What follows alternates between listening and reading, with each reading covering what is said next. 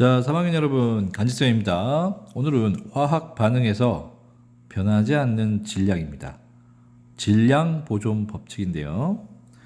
이번 단원을 배우면 화학 반응이 일어날 때 질량이 보존됨을 설명할 수 있습니다. 이 법칙을 질량 보존 법칙이라고 합니다. 그러면 모형을 이용해서 설명하는 것도 할 수 있을 것입니다. 여기서는 두 가지 실험이 있는데요. 이렇게 앙금이 생성되는 반응과 기체가 생성되는 반응입니다. 이 두 반응에서 질량 보존 법칙을 설명해 보겠습니다. 자, 프린트물, 우리가 사용할 프린트물인데요. 자, 여기 왼쪽은 화살표가 있기 전 반응 전 물질 두 개가 있고요. 화살표 오른쪽은 반응 후의 물질입니다. 그리고 각각 질량을 측정했더니 65.7, 65.7 질량은 변화하지 않았습니다. 어떤 물질이었냐면 염화나트륨 수용액이고요. 질산은 수용액입니다. 이 두 개를 질량을 동시에 측정하고 나서 질산은을 염화나트륨에 넣습니다. 그리고 빈 것을 그대로 자리에 놔서 이런 모양으로 만들었더니 흰색이 앙금이 생성되는 겁니다. 자, 그러면 이거를 질량이 변하지 않았기 때문에 어떤 식으로 표현할 수 있냐면 앙금이 생성되는 화학 반응입니다. 새로운 물질이 만들어졌죠. 반응물의 총 질량 65.7과 생성물의 총 질량 65.7은 같다라고 해서 앙금 생성 화학 반응 질량을 넣은 문장이 하나 만들어지는 겁니다. 두 번째, 이번에는 반응 전, 반응 후 질량 47.3, 47.3 그대로죠. 어떤 실험이었냐면 탄산칼슘이라는 물질과 묽은 염산은 물질을 이렇게 담아놓고 전체 뚜껑을 닫은 케이스 유리 플라스틱 병에 넣었습니다. 그래서 얘네들이 탄산칼슘과 묽은 염산은 현재 서로 섞이지 않았죠. 근데 얘를 뒤집어서 묽은 염산이 밖으로 나오게 해서 탄산칼슘과 반응을 하면 이렇게 됩니다. 여기서 이산화탄소 기체가 나오는데요. 영상으로도 봤을 겁니다. 자, 그 이산화탄소 기체가 나오는데 얘네들은 더 이상 올라가지 않고 여기서 막혀서 밖으로 나올 수가 없습니다. 요 안에 그대로 남아 있는 거죠. 그래서 질량은 변하지 않는데 결론은 반응 전 47.3, 반응 후 47.3. 그래서 설명해보자 라고 했을 때 기체 발생 화학 반응 질량을 넣은 문장을 만들어 보겠습니다. 기체가 발생하는 화학 반응은 일어날 때 반응물의 총 질량과 생성물의 총 질량은 질량이라는 단어 들어왔죠? 같다라고 결론을 낼 수 있습니다.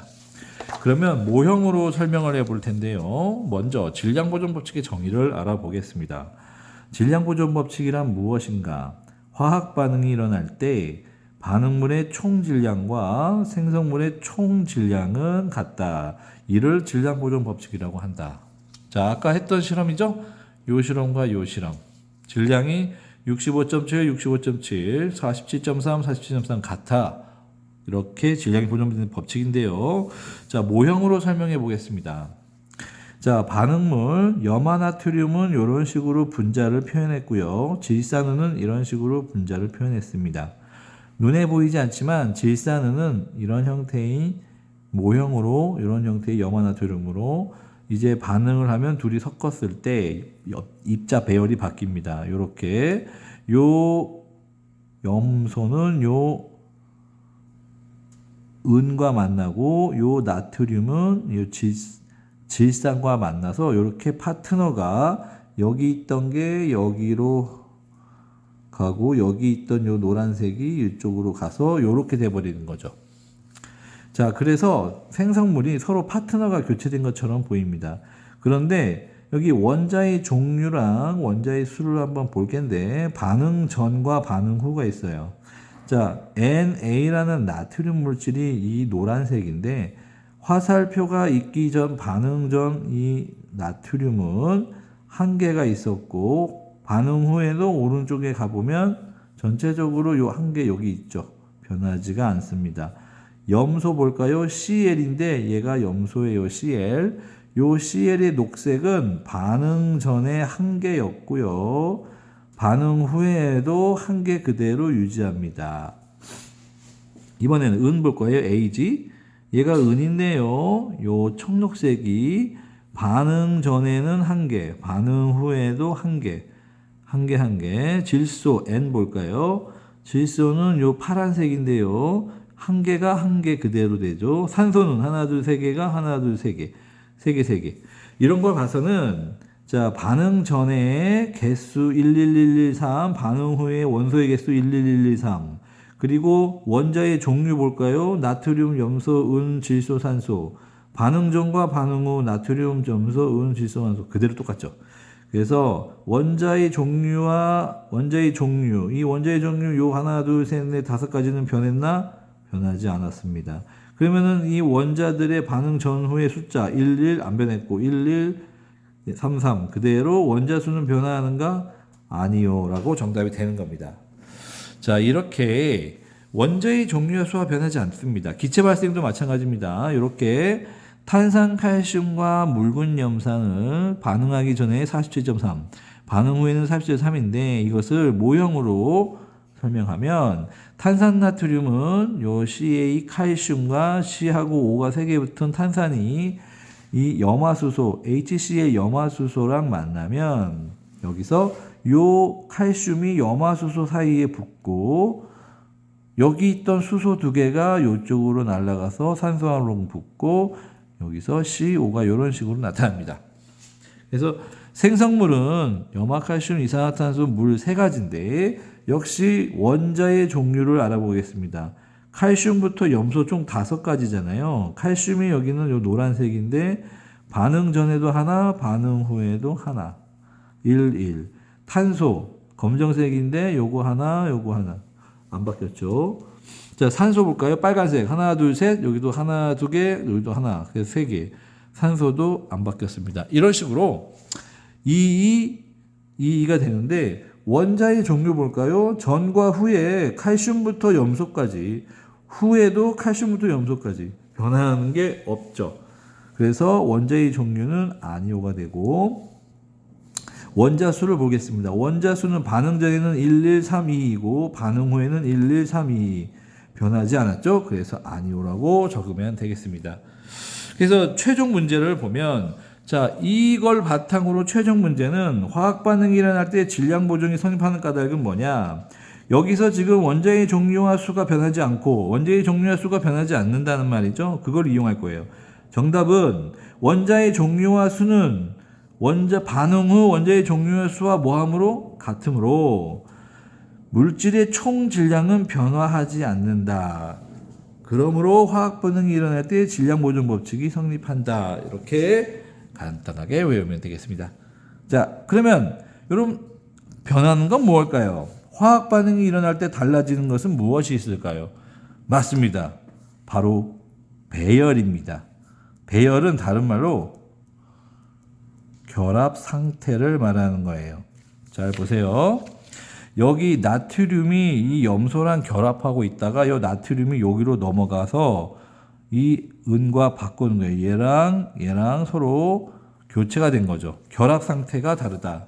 자, 여기서도 요 칼슘이 얘랑 붙어 있는데 요 칼슘이 요 염소랑 붙어서 이렇게 되어 있습니다. 이렇게 뭐가 달라진다? 배열이 달라지고 나머지는 다 그대로다 라고 보면 되겠습니다. 자, 그 다음에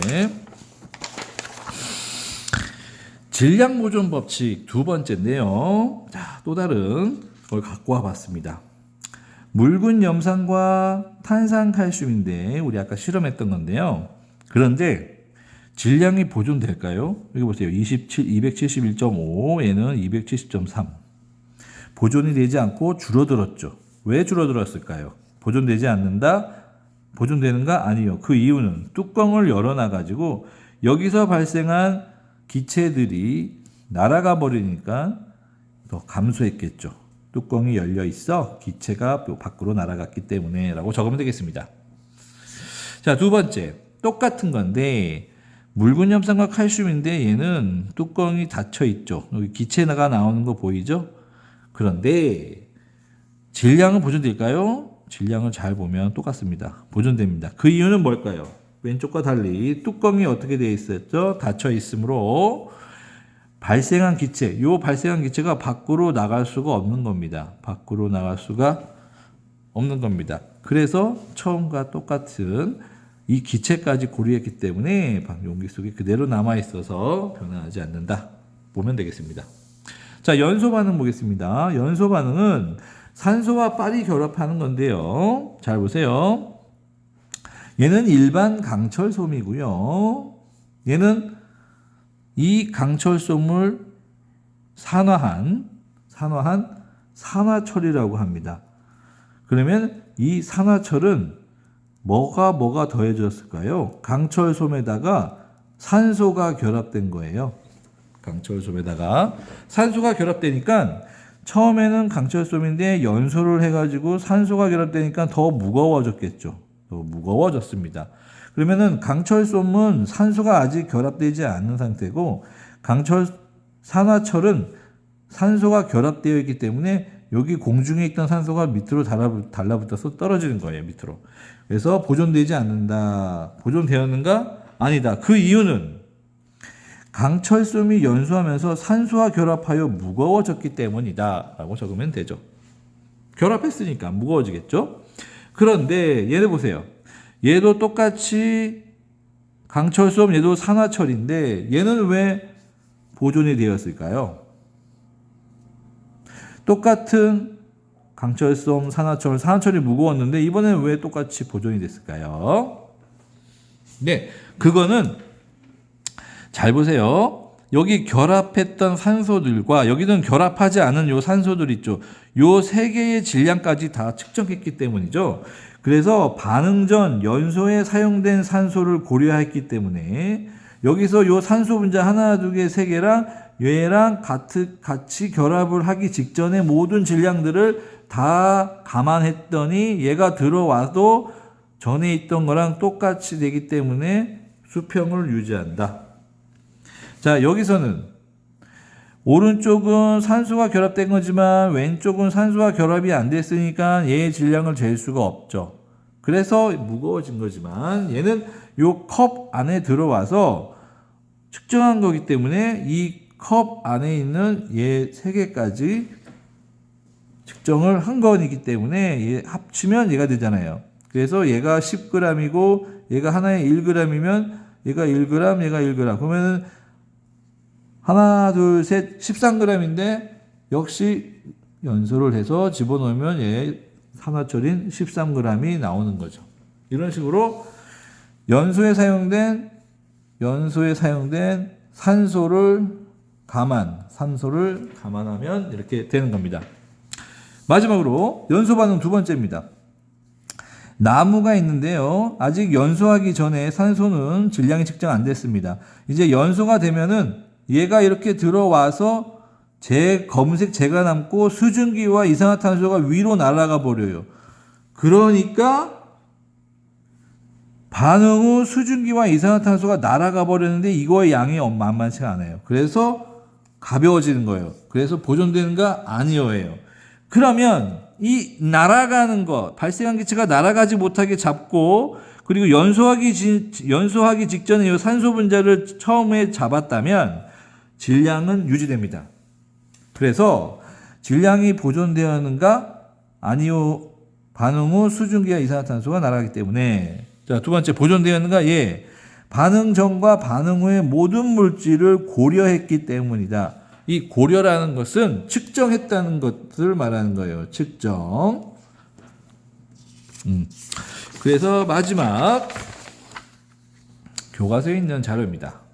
자, 잘 보세요. 얘네들 반응 전과 반응 후의 수평을 유지하니까 질량이 보존된 겁니다. 왜 보존됐을까? 자, 나무만 질량이 측정한 게 아니라 이제 이쪽으로 가기 전에 산소까지 결합을 하죠. 연소 반응이니까. 그러면은 여기 측정할 때 밀폐된 공간 안에는 산소 세개와 나무가 있는데 반응 후 모든 걸 다 측정한 거죠. 반응 후 이 나무는 검정색 잿더미가 되고 수증기 2개가 나오고 이산화탄소 2개가 나왔습니다. 그래서 얘네들은 원래 날아갈 건데 수증기와 물은 날아갈 건데 날아가지 못하게 컵으로 달아놓은 겁니다. 여기도 산소는 원래 날아가는 건데 날아가지 못하게 잡은 거죠.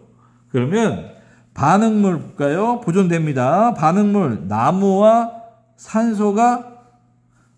산소의 모든 질량이 생성물 재와 수증기 이산화탄소를 모두 고려하면 다른 말로 모두 감안해서 측정을 하면 질량 보존이 성립한다.